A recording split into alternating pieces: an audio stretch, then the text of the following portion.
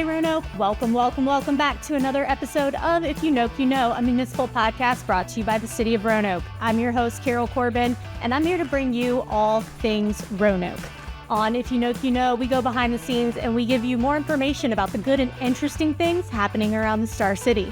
And I get to introduce you to some of the amazing people who are serving our community and how the work that they do impacts both our city and you.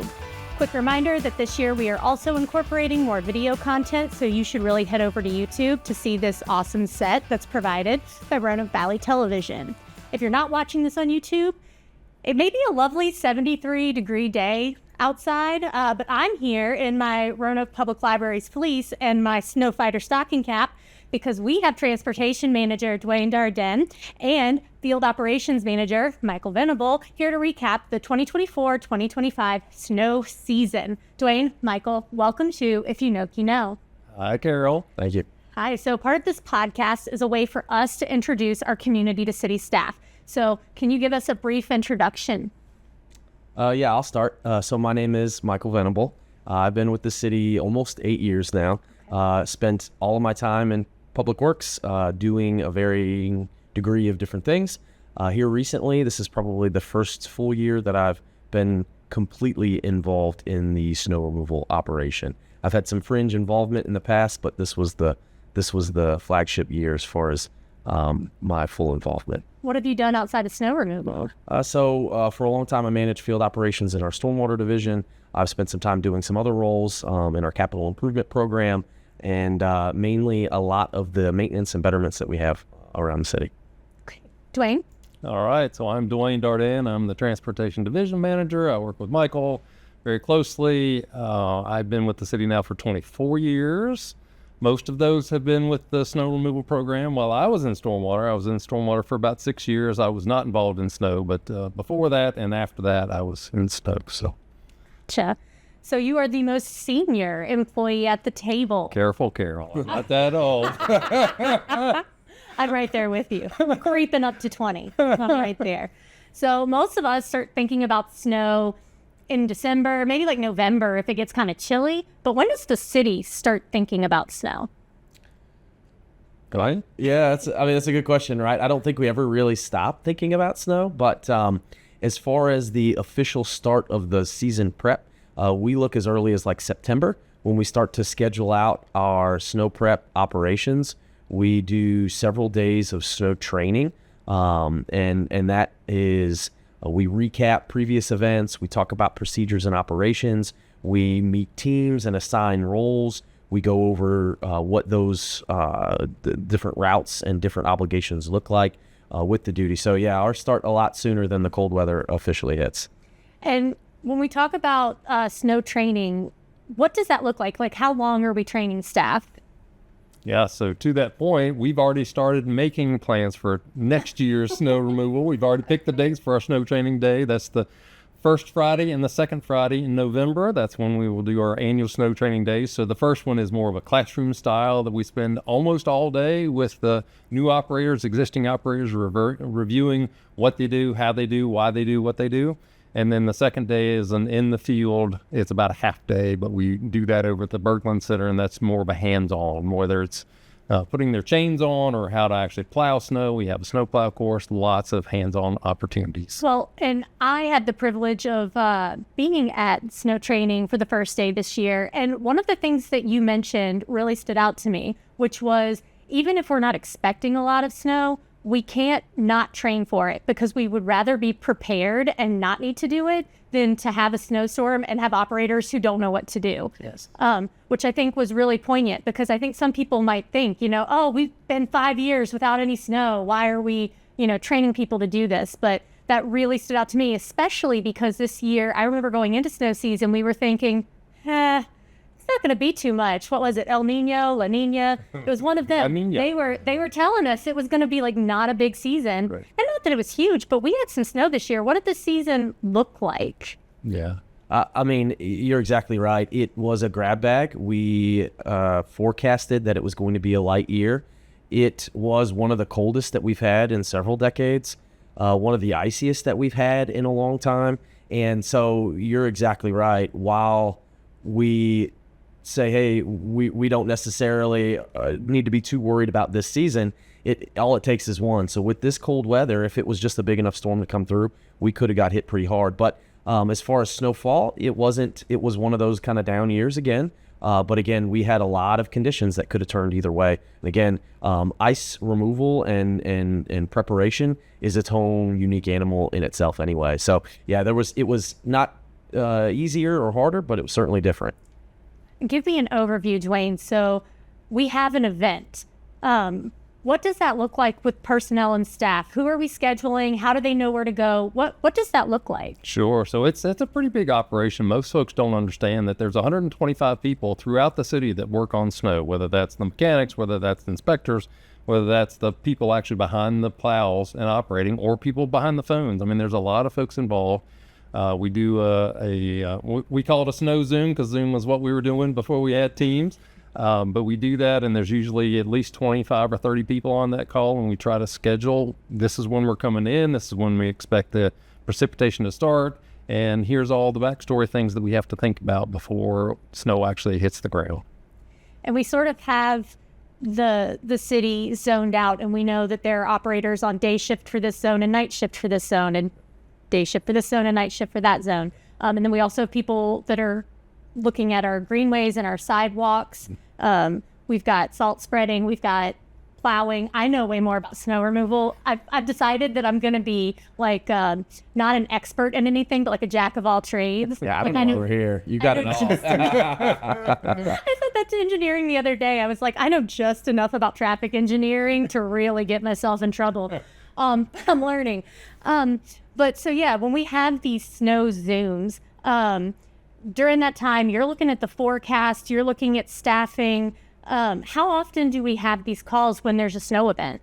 Yeah, so we always have one pre-event so that we know once we have a good idea within 48 hours that something's going to accumulate on the ground. We always have one.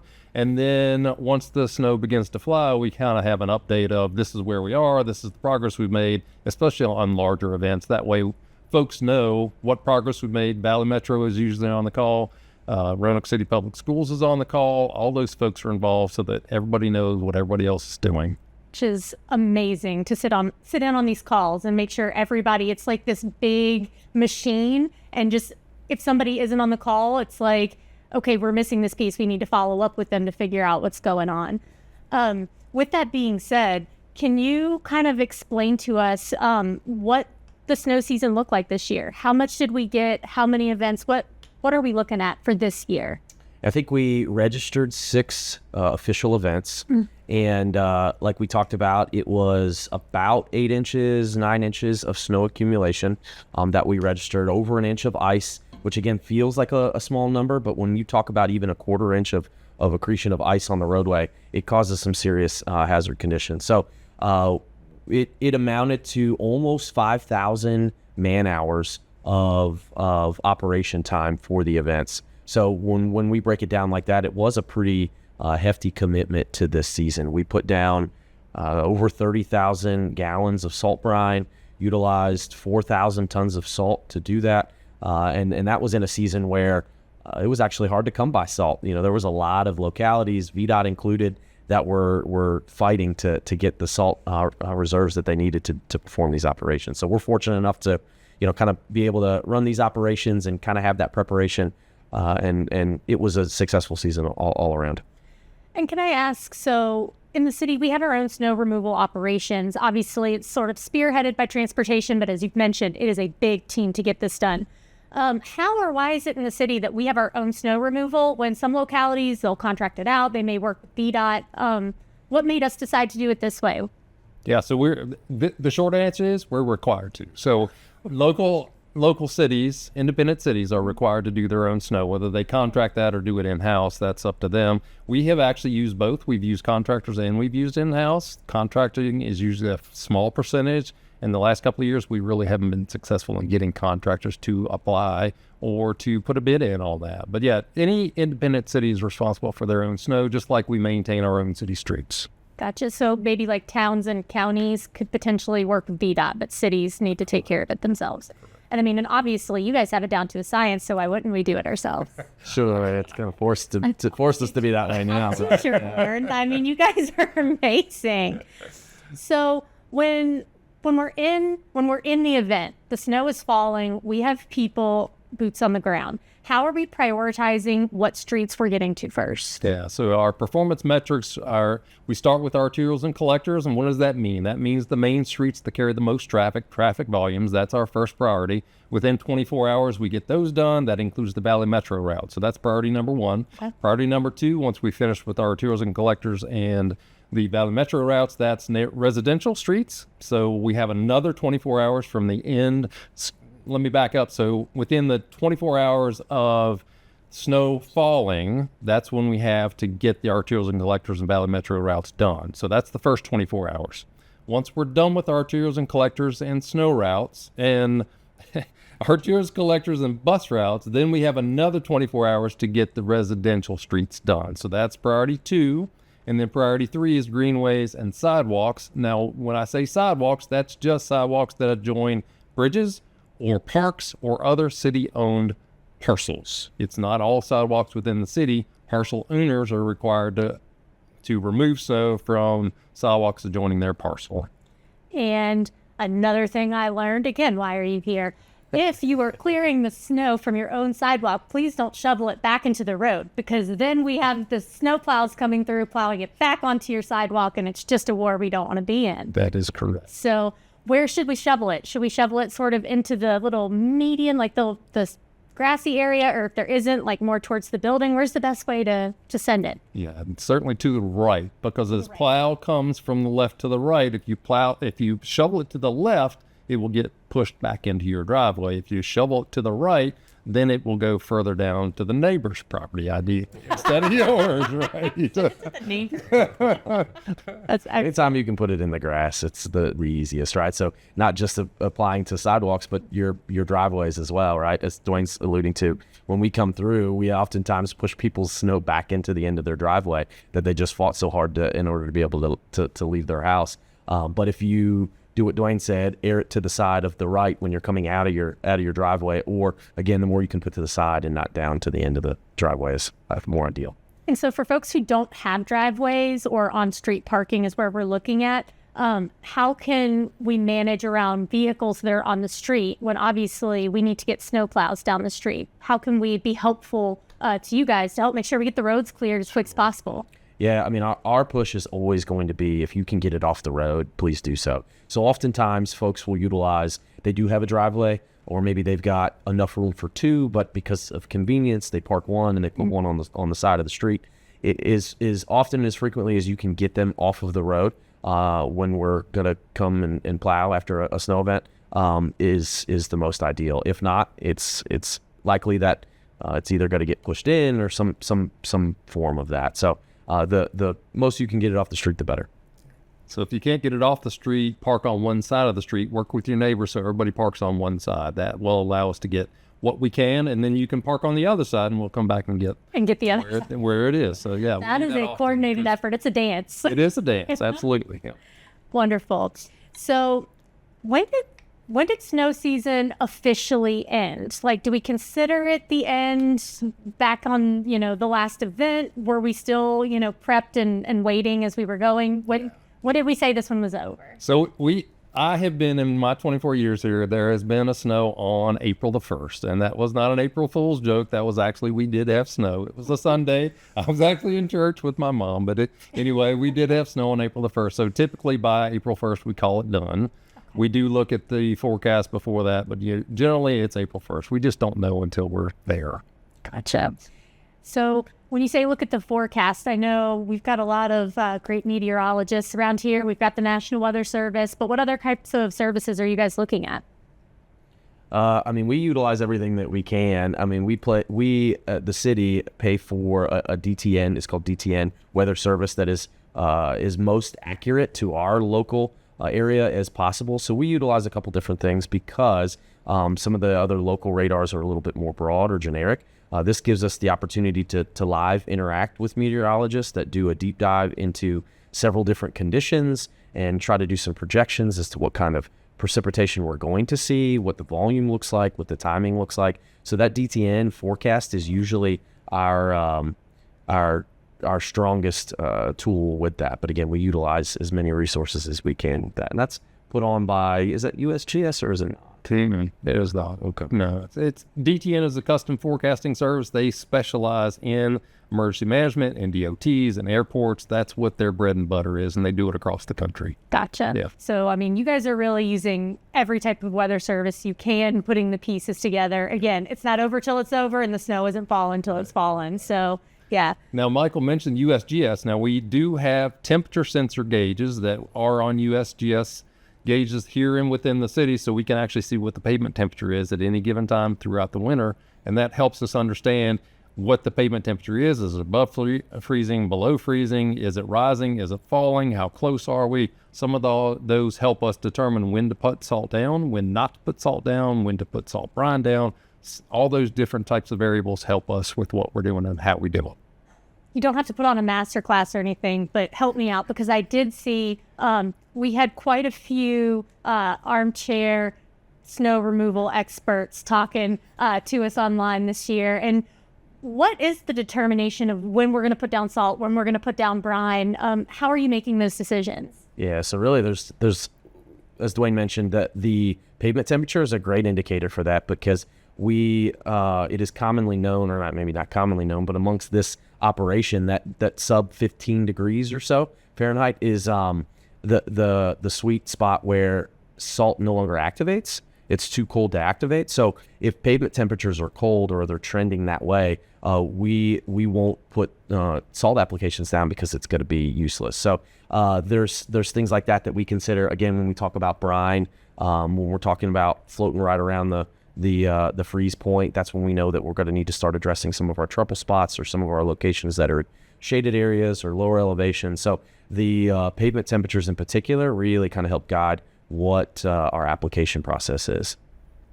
You talk about trouble areas, I can see it kind of on your face, Dwayne. Is there like an area in the city that you're like, yeah, that's a trouble area? Like, where are you looking at? Yeah, so there's not just one, and that's the thing. We have a map, quite frankly, with all of them, and there's probably 45 or 50 of them throughout the city where the operators know where to go. They have a map of a zone, and that zone is broken into subzones, and within the subzones we have trouble spots, and those are always part of the first things that we hit. And when we're pre-treating before the event, we typically try to hit trouble spots, and that's part of our anti-icing program before we start to the de-icing once the accumulation starts to come down. So we'd mentioned that our goals were 24 hours from the snowfall for our arterials, collectors, and bus routes, and then 24 hours after that, neighborhoods, 24 hours after that, greenways. Did we meet those metrics throughout this year? Simple answer is yes. Yeah, all 6 events we were able to meet those 3 metrics in each event. Yep. And when we talk about 24 hours from snowfall, that's from where like the snow like stops falling. So sometimes I think that's a misconception too. People are like, they see us out there pre-treating, they see us out there with the plows during the event, the snow is falling, it's accumulating, and we're working. But really our metrics are starting when the snow stops. Correct. Okay. Yeah. It's good to know. We may make progress. We may end up even in residentials before the snow stops, but invariably we have to go back and finish up, do the turn lanes, do the crossovers, those types of things on the arterials before we can really make substantive progress in the neighborhoods. Jeff. So one of the last big questions I have for you are, what are some of the big misconceptions that people might have about snow removal, and how are you managing that process?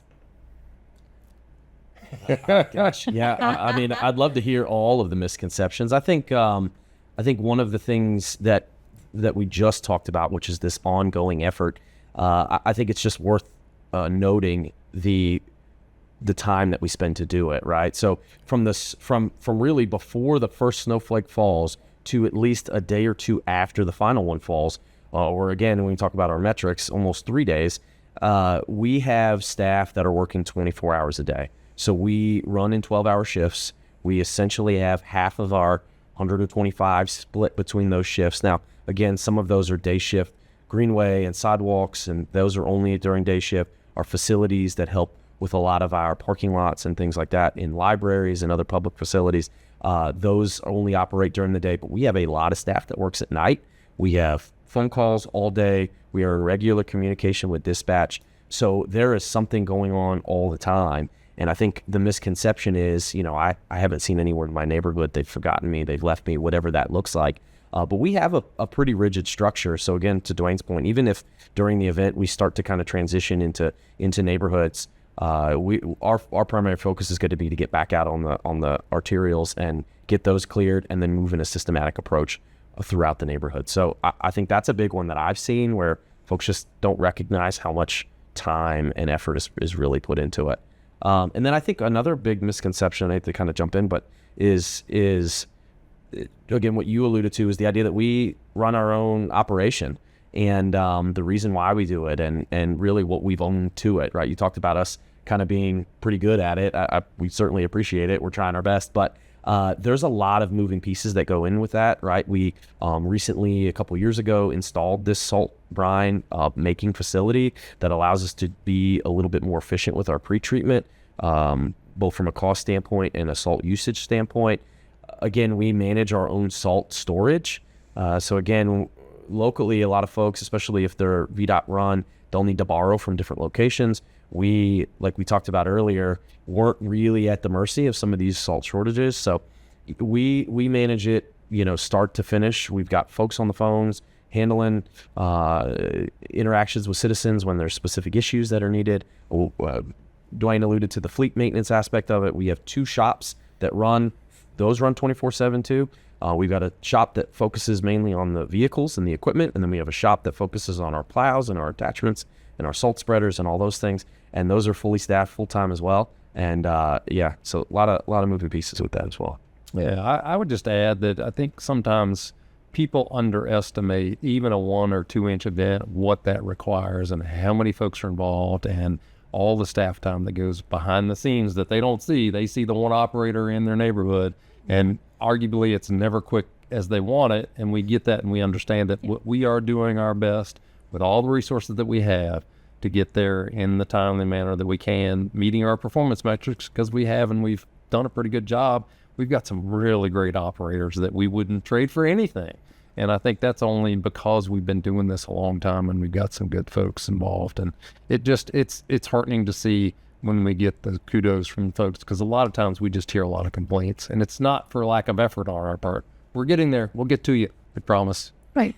It just takes time. And what's cool about that, and really a good transition, is that the same, you talk about having good operators. We don't have the luxury that some of the northern states do, that have a full-time staff that do this kind of stuff, right? The guy that's in your street, the one guy that you see plowing your street, is probably also inspecting the alleys during day shift, right? During his normal operations. It may be the same person who you see in the median mowing the right of way. It may be the same person that's maintaining the facilities at a park somewhere. It's wild to think all of the folks that come together to do this. This is not their full-time gig, and we do a pretty good job with essentially folks operating this as almost like a moonlighting operation, right? Side gig. Yeah. And it really is. And people don't realize that this is not a full-time job. I mean, this is really, as you say, a side gig. This is not somebody's, this is what I do all the time, every time, and this is how I get good at it. It's only through years of experience that you kind of figure out exactly what to do.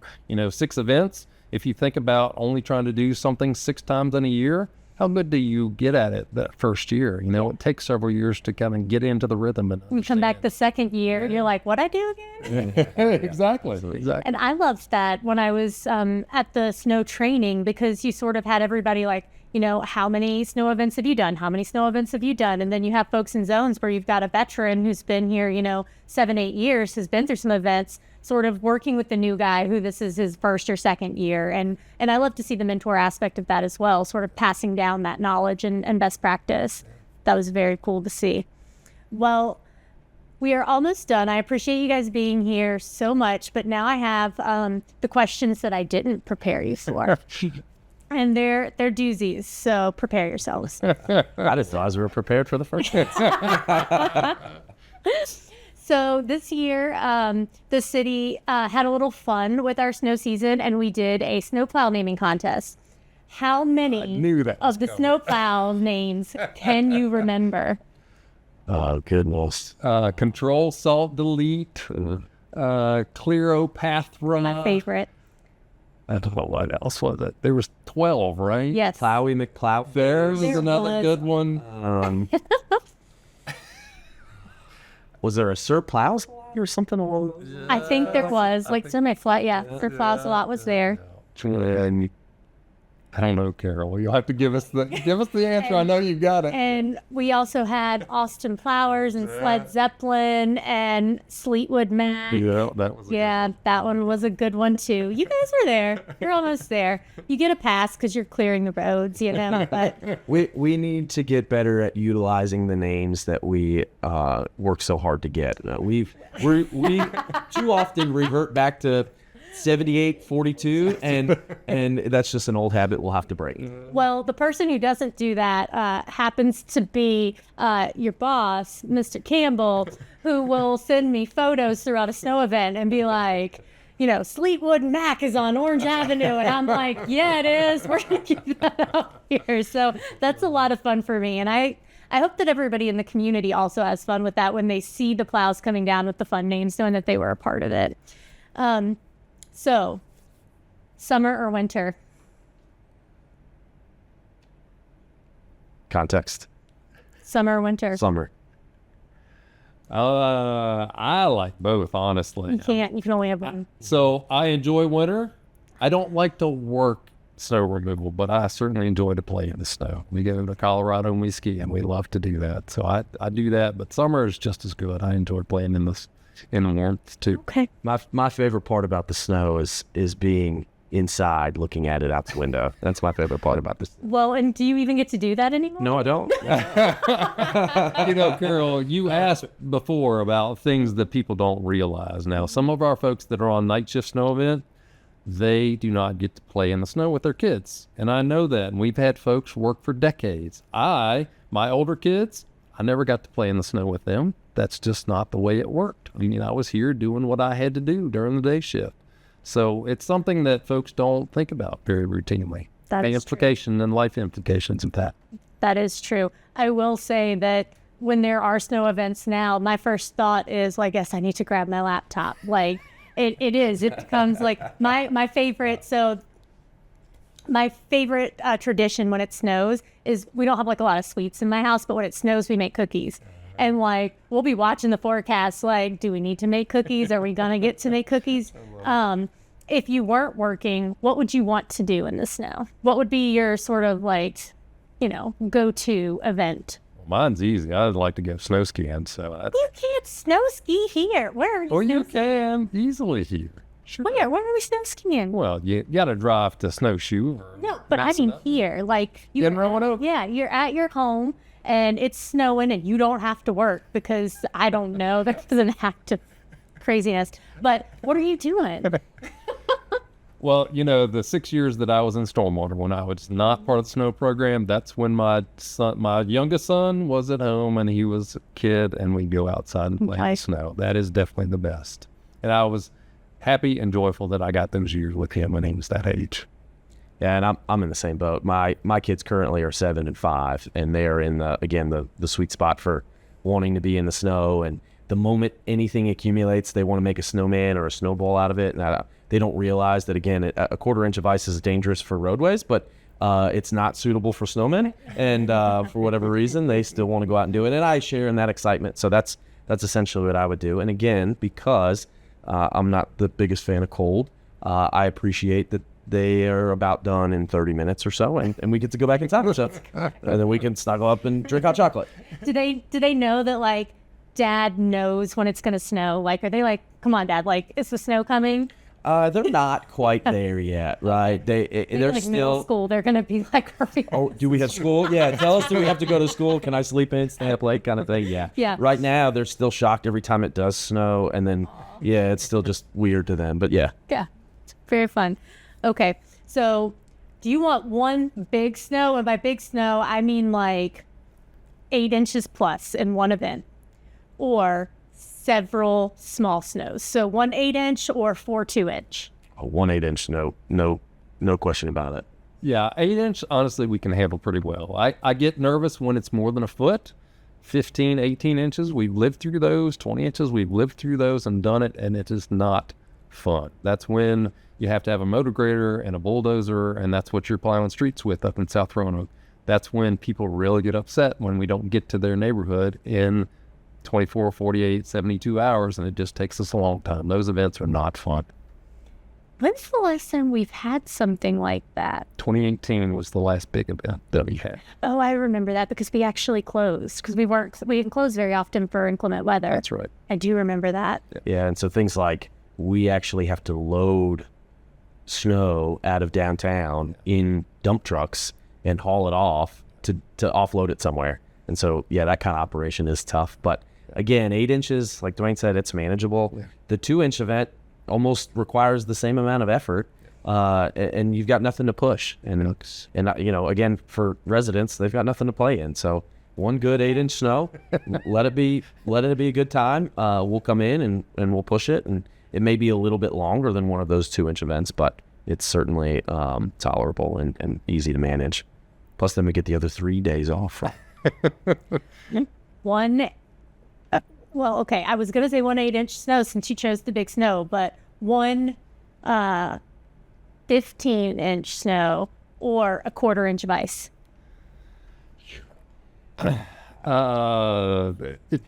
If the ice came after snow, so that's what we had this year, we can do that, but ice on bare pavement is really, really difficult to deal with. I'd rather have 15 inches of snow than a 1/4 inch solid of ice. You're getting about 50-50 for me now, and getting right there on the line.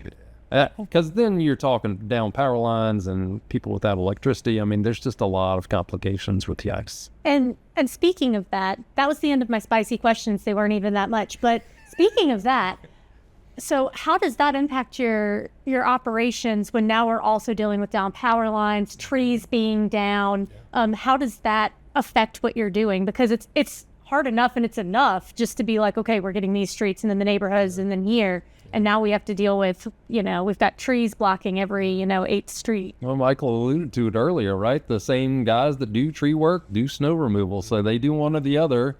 If they're doing tree work, they are no longer in a snowplow, and that's part of the thing that we have to manage and juggle and try to do the best we can given the resources that we have. And we had at least 1 or 2 events this year where we pulled our tree removal folks out because trees were in lines and trees were falling with heavy ice accretion.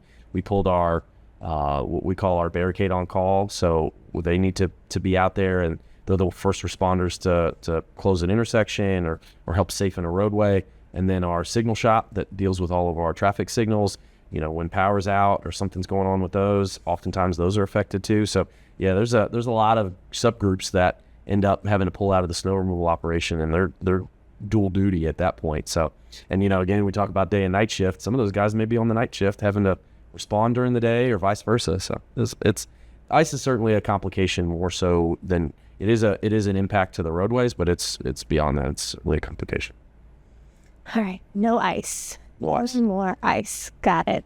Well, I appreciate you both being here today. This wraps up today's episode of If You Noke, You Know. If you made it this far in, we appreciate you for sticking with us. And if you're listening on Spotify or Apple Podcasts, please be sure to hit the follow button, rate, or leave a review. If you're with us on YouTube, make sure you smash that subscribe button. And we'll be back next month with another behind-the-scenes look at what's happening around the city of Roanoke.